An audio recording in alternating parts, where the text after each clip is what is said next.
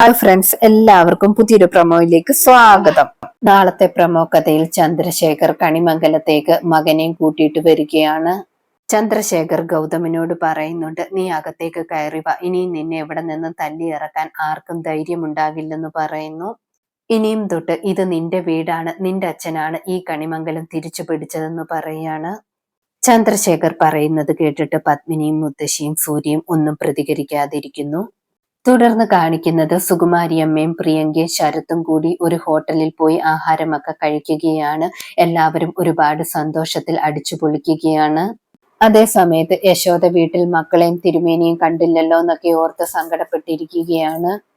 പെട്ടെന്ന് തന്നെ വീടിന്റെ മുന്നിലേക്ക് ഒരു ഓട്ടോ വന്ന് നിൽക്കുന്നുണ്ട്. ഓട്ടോയിൽ നിന്നും തിരുമേനിയും വരുണും രാധികയും വെളിയിലേക്ക് ഇറങ്ങി വരുന്നു.